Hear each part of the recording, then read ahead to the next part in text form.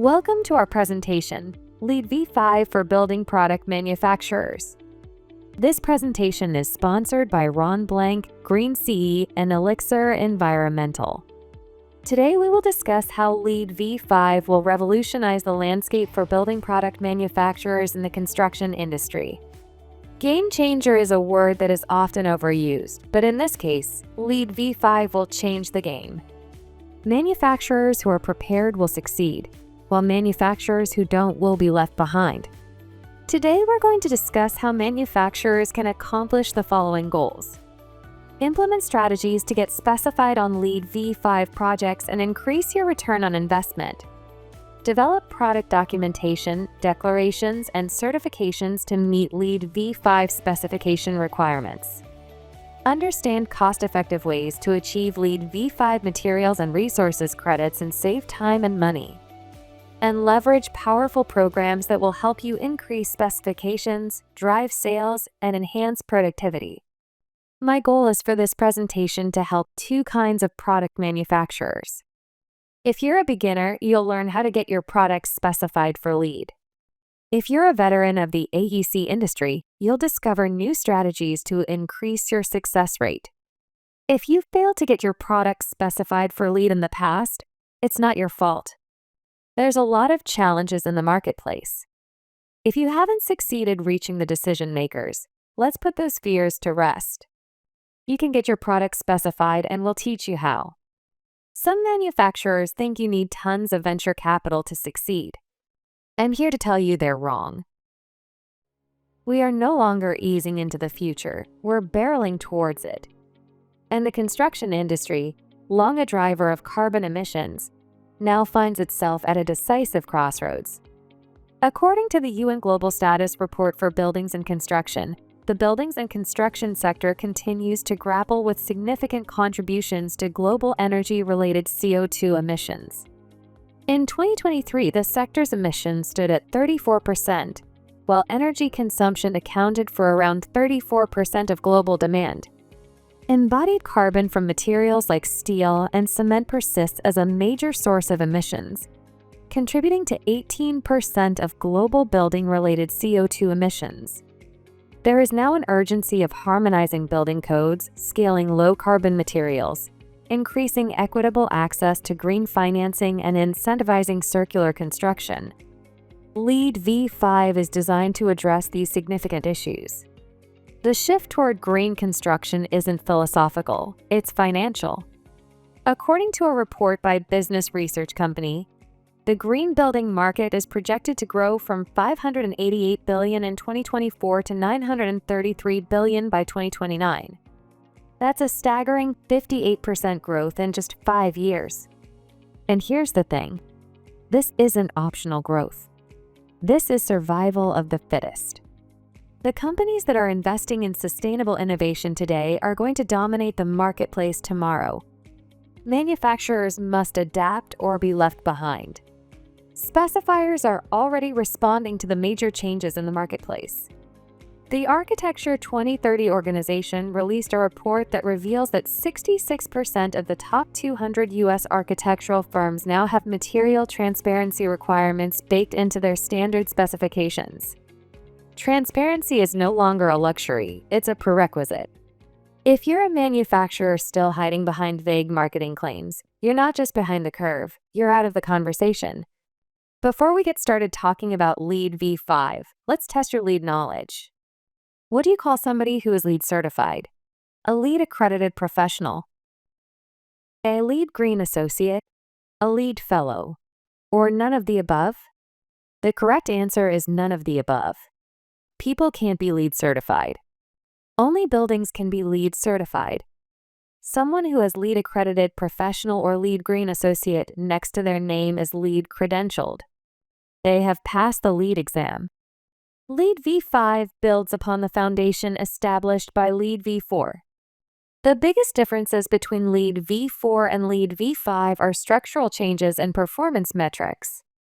LEED V5 has been developed around 3 areas of impact: decarbonization, quality of life, and ecological conservation and restoration. Every LEED credit and prerequisite in LEED V5 has a connection to decarbonization, quality of life, and/or ecological conservation.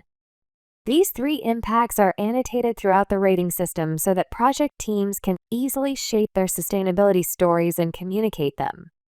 These three areas of impact have a significant impact on product specification.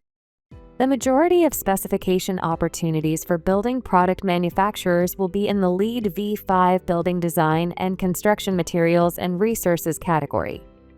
This credit category focuses on minimizing the embodied energy and other impacts associated with the extraction, processing, transport, maintenance, and disposal of building materials. The requirements are designed to support a life cycle approach that improves performance and promotes resource efficiency.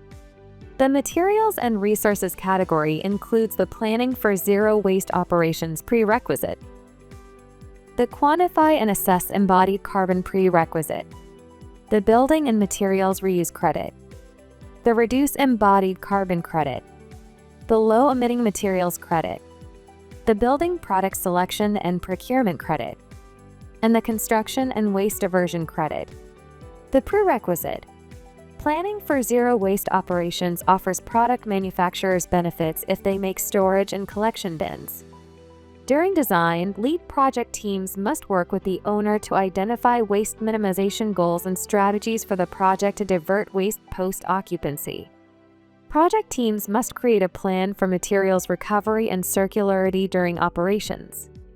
Companies that manufacture the following products may benefit from this prerequisite: recycling bins, waste collection bins, composting bins, and bins for batteries, mercury-containing lamps, and e-waste. For the prerequisite, quantify and assess embodied carbon, LEED project teams must quantify the embodied carbon impacts of the structure, enclosure, and hardscape of a project and assess the top sources of embodied carbon. At a minimum, project teams must quantify the embodied carbon impacts of asphalt, concrete, masonry, structural steel, insulation, aluminum extrusions, structural wood and composites, cladding, and glass. Product manufacturers that have LEED-compliant EPDs will benefit from this prerequisite. If your product category appears in the list, you must obtain an environmental product declaration. Failure to do so will put you at a competitive disadvantage. This is a LEED prerequisite, which means it's mandatory for the LEED project. For those of you who do not have an EPD for your product or are new to LEED, here's a quick overview of EPDs. An environmental product declaration is a document that discloses the environmental impacts of a product throughout its life cycle, including raw material extraction, manufacturing, transportation, and disposal. EPDs focus on metrics like carbon footprint, energy use, resource depletion, and waste generation. For the building and materials reuse credit, LEED project teams are rewarded if they incorporate reused materials into new building design, thereby reducing embodied carbon. LEED project teams must demonstrate reduced environmental effects by reusing existing building resources or by supporting markets for reused materials. The salvaged materials recognized by this LEED credit include carpeting, ceilings, furniture, dimensional lumber, doors and hardware, casework, floor coverings, lighting fixtures and plumbing fixtures, mechanical equipment. Since the success of this credit depends on choices made by the project team, it is up to them to decide what products they want to reuse. For the Reduce Embodied Carbon credit, project teams need to track and reduce embodied carbon of major structural, enclosure, and hardscape materials from construction processes on new construction and renovation projects. This credit is like the prerequisite. Quantify and assess embodied carbon we just discussed, but on steroids. Project teams have several options to achieve this credit, including Option 1, Whole Building Life Cycle Assessment. Option 2, Environmental Product Declaration Analysis. And Option 3, Track carbon emissions from construction activities. Manufacturers need EPDs to contribute to this credit.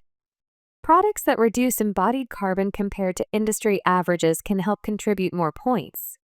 The bottom line is that you need an EPD to participate and an optimized product to increase your specification opportunities. The low-emitting materials credit aims to reduce concentrations of chemical contaminants that can damage air quality and the environment, and to protect the health, productivity, and comfort of installers and building occupants. Many of you are probably aware of this credit from LEED V4. It used to be in the EQ LEED category, but has now been moved to the Materials and Resources category. The LEED V5 credit is very similar to the LEED V4 credit.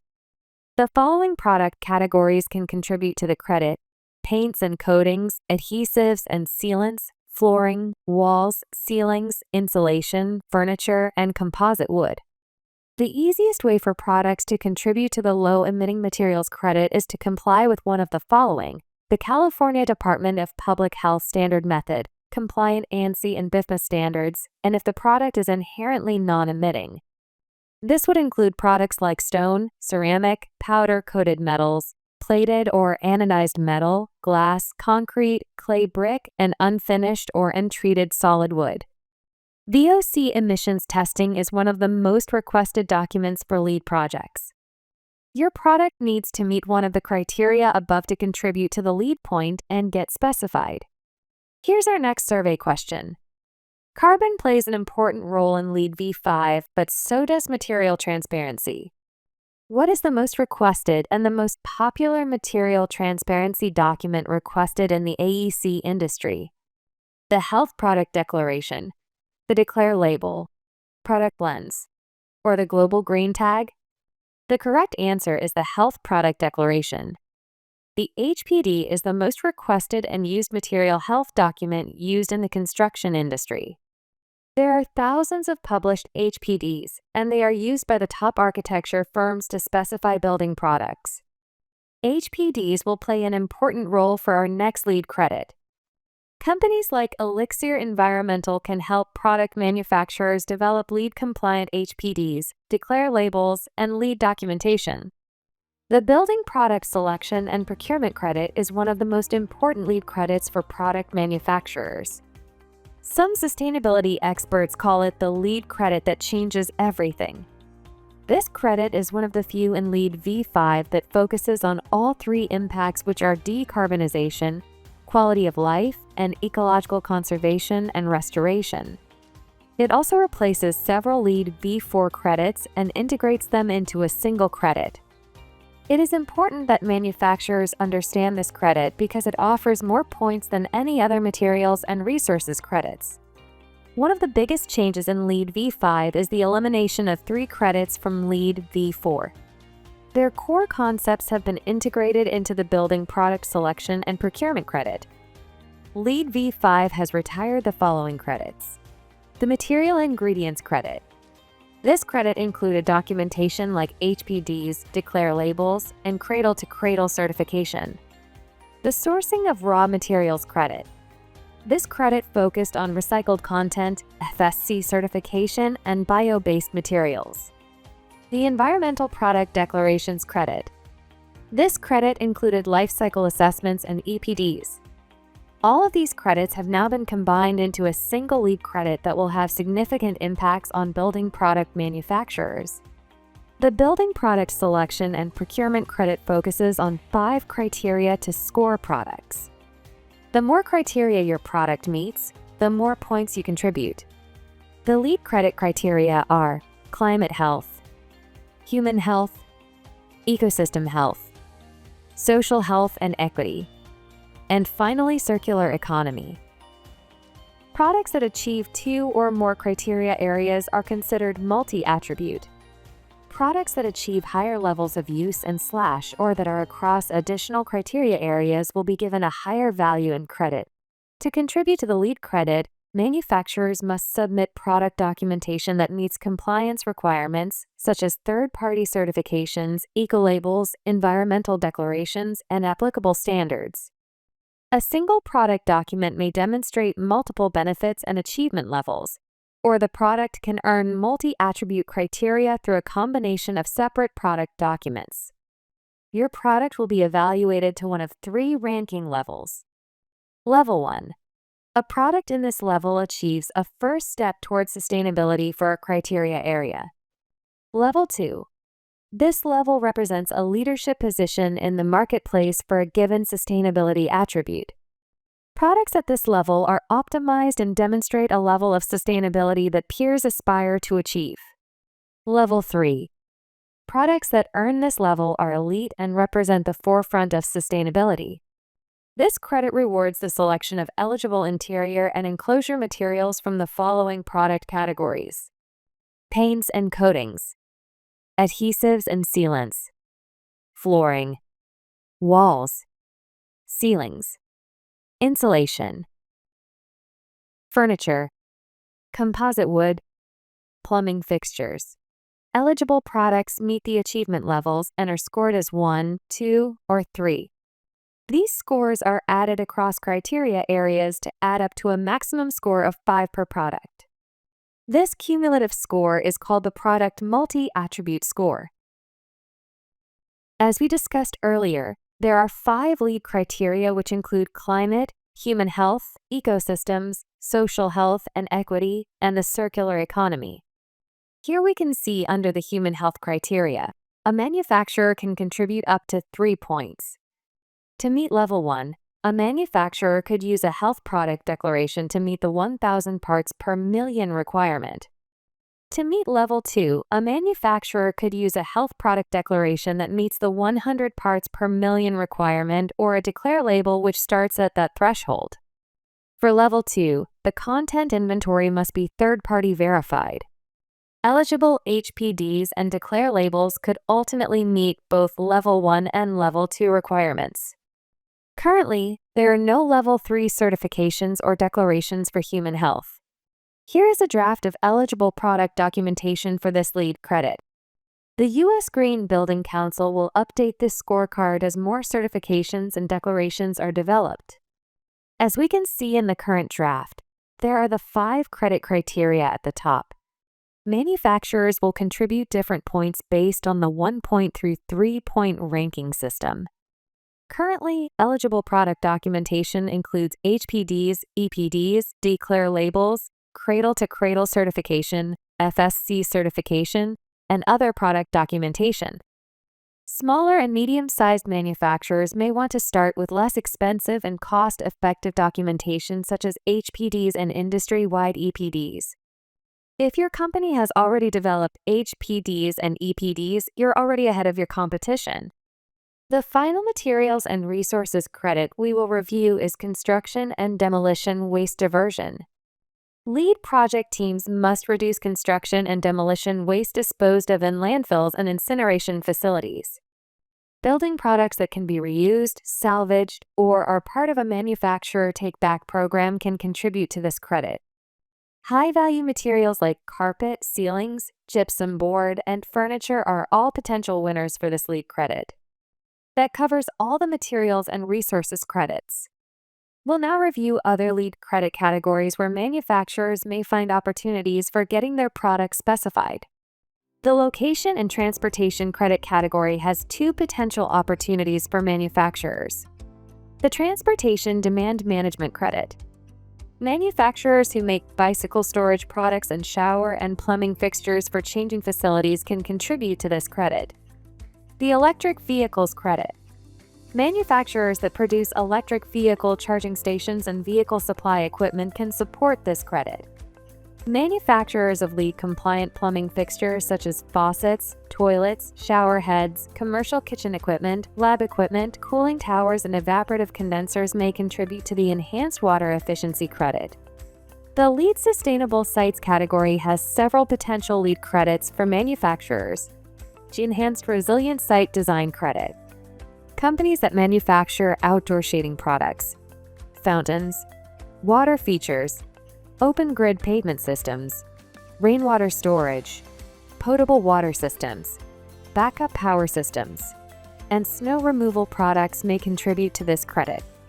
The Heat Island Reduction credit. Manufacturers may find opportunities if they produce high reflectance roof systems, vegetated roof systems, shading structures, solar panels, wind turbines, open grid pavement systems, and parking undercovers. Here's 2 more credits to consider. The Accessible Outdoor Space Credit, producers of overhead vegetated canopies, pedestrian-friendly and recreation-oriented paving, as well as garden and pond construction components.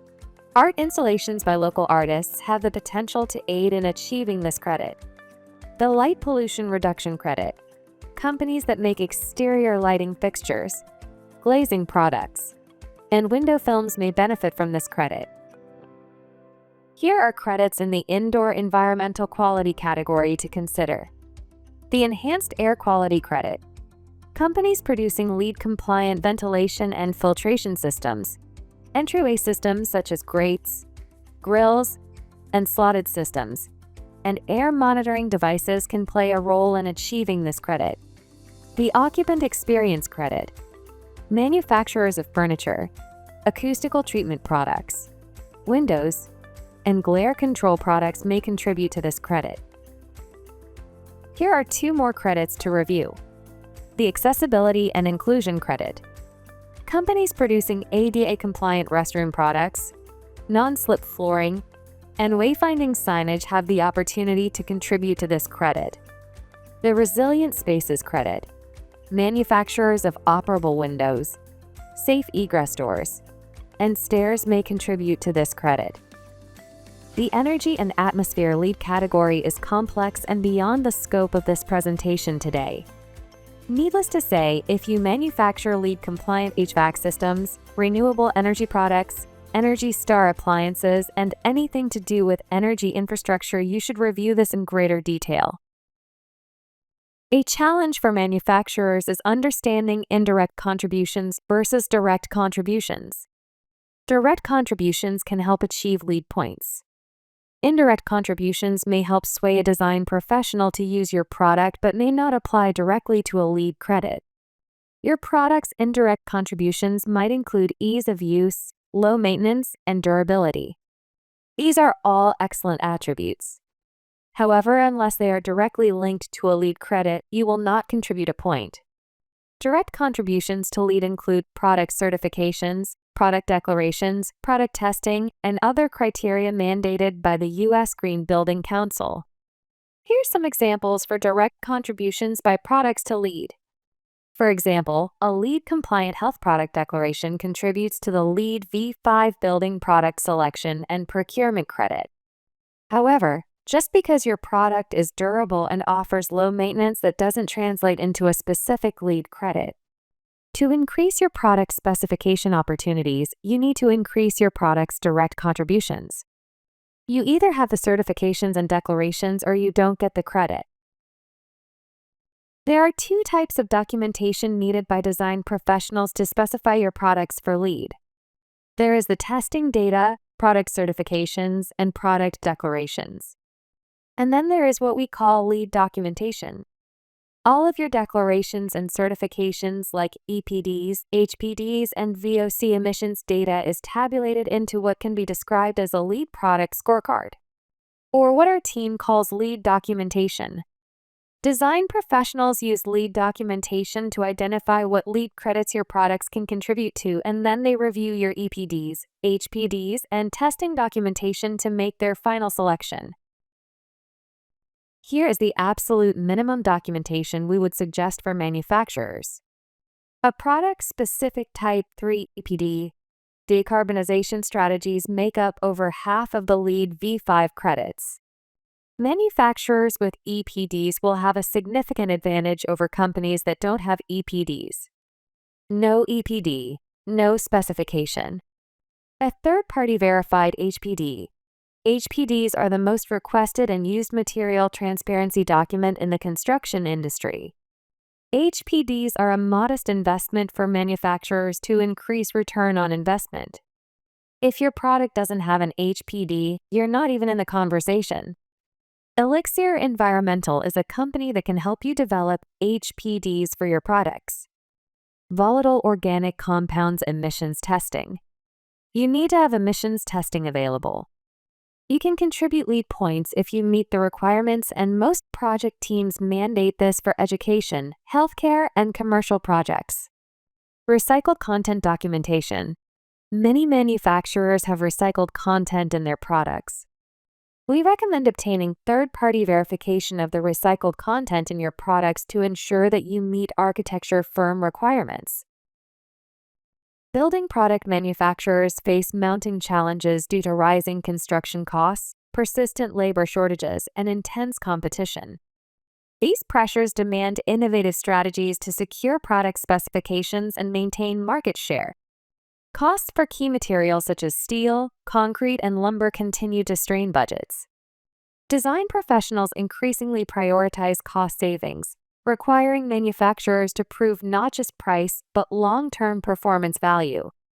The construction industry struggles with an aging workforce and a lack of skilled labor. And the market's massive shift because of AI, strict sustainability requirements, and information overload all pose major challenges. Manufacturers need to maximize return on investment and reach the decision makers. How can product manufacturers reach the decision makers and get their products specified for LEED? The most cost-effective ways to get your products specified include the following: LEED online courses, LEED webinars, LEED podcasts, and face-to-face lunch and learn courses. There are thousands of products claiming to be green and sustainable. Manufacturers that walk LEED professionals through their LEED credits and show the documentation get into the specs. Educating LEED professionals isn't just about compliance, it's about confidence. If they're confident in your product, it shows up in the specifications. There are over 100,000 LEED professionals who need mandatory continuing education. LEED Green Associates must complete 15 continuing education hours, including 3 specific hours per cycle. LEED accredited professionals must complete 30 continuing education hours, including 6 specific hours per cycle. LEED specific hour courses are kinda like IA courses on steroids. They outperform typical AIA online courses by 100 to 300%. For example, if you currently receive 80 leads a month from your AIA online course, you may receive up to 200 to 300 leads per month from a LEED-specific hour course. These are the most powerful and successful courses in the industry. If you're serious about getting specified, you need to develop a LEED course. The Copper Development Association is the market development, engineering, and information services arm of the copper industry. The Copper Development Association represents the largest copper product manufacturers in the country that produce wall cladding, roofing, gutters, plumbing, electrical, and industrial products. The Copper Development Association has a small marketing team and did not have the resources to travel and meet thousands of decision makers. How could the organization increase copper product specifications, increase brand awareness, and maximize their return on investment? They had many concerns. How could the organization educate thousands of design professionals about their products? How could they reach LEED professionals and other sustainability decision makers? How could they generate significant leads? Let's review some metrics about the Copper Development Association's success. The organization hired our team to create a LEED-specific hour course about a significant building project. The project is a $135 million medical school in downtown Phoenix, which is LEED certified. Over $2 million of copper was used on the outside of the building. The course averaged 259 participants per month in year 1. Several months had leads of 300 to 500 participants. Would this type of program help your company? Podcasts are another cost-effective way to reach LEED professionals. A podcast is kinda like a webinar, and an online course meets a morning radio show. Architects, engineers, and interior designers love podcasts. How do we know this? Because we have the metrics after thousands of design professionals have listened to them on our platforms. Podcasts are perfect for busy architects. They deliver valuable insights in a format that fits into their hectic schedules. Podcasts offer several benefits to manufacturers. Podcasts cut through the noise. Podcasts generate leads. Podcasts leverage shoestring budgets. All you need is a laptop, microphone, and the internet. Podcasts just don't educate specifiers and lead professionals about your products, they collect valuable information. Getting contact details of design professionals lets you nurture those relationships and turn them into loyal customers. Podcasts collect information about design professionals, including name, email, and telephone number. The podcasts are distributed over a dozen platforms, including Spotify, Amazon, Apple Podcasts, YouTube, Buzzsprout, and more. Design professionals can listen anytime and anywhere to hear about your products. You show up and talk about your products.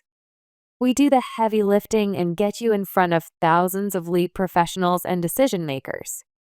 Here are manufacturers and organizations that have launched successful podcasts to reach design professionals.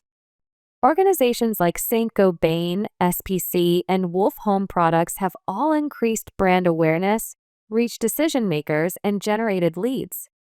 Lead webinars that win specifications do 3 things: educate, engage, and make the specifier's life ridiculously easier. Lead webinars can educate hundreds of design professionals about your products in 1 hour. They offer significant return on investment and leads for manufacturers. Our team has improved the post-webinar survey into what we call the Strategic Spec Report. The report identifies design professionals that want to specify your product, pinpoints what resources specifiers need, and determines the next product specification steps. This highly effective tool has been a big success for manufacturers. You can replicate this success for your own webinars to increase your specification opportunities. Here is an example from our Strategic Spec Report. Your team can replicate this success. This was a webinar on steel framing. It had 276 participants. After a webinar, typically 60% of the webinar attendees complete the post-webinar survey. Here we had 165 design professionals provide us with specification information. Here we can see that 83% of the participants make or influence specifications. We can now set our sights on the decision makers. The report contains the name, email, and other contact information for each design professional. The next specification data we see here is how many of the design professionals can currently specify the product. Over 70 of the design professionals said they could specify the product for a current project. That's good news, and it helps save the manufacturer time by focusing heavily on these specific design professionals. Would a tool like this help your team save time and identify specifiers? As we wrap up this presentation, let's look at the minimum documentation for manufacturers to get specified for LEED v5. It includes EPDs, HPDs, volatile organic compounds emissions testing, recycled content data, and LEED documentation, also known as the LEED Product Scorecard. The reality is simple. LEED certification has become a market requirement for many projects. If your products aren't LEED compliant with proper documentation like EPDs and HPDs, architects and specifiers will simply move on to your competitors. Your sales team needs to speak the language of sustainability. Sales teams need to leverage tools like LEED podcasts, webinars, and online courses. Being unprepared for LEED v5 isn't just missing an opportunity. It's actively losing business you can't afford to lose. Building product manufacturers that want more information about LEED courses, podcasts, webinars, and help with architectural specifications should contact Landon Boone. Landon Boone is the Chief Operating Officer of Ron Blank & Associates and brings over 20 years of experience to the organization, sharing his valuable insights on the specification process and strategies for manufacturers to thrive in the competitive marketplace. Building product manufacturers that want more information about HPDs, declare labels, and LEED documentation should contact Tara Blank at Elixir Environmental. She collaborates with design professionals, building product manufacturers, scientists, and researchers. Tara is a longtime contributor to the Health Product Declaration Collaborative, having served for several years as chair of the Content Inventory Technical Subgroup and as a member of the Third-Party Verification and Supply Chain Technical Subgroups. Thank you for your time today, and good luck on your next LEED project.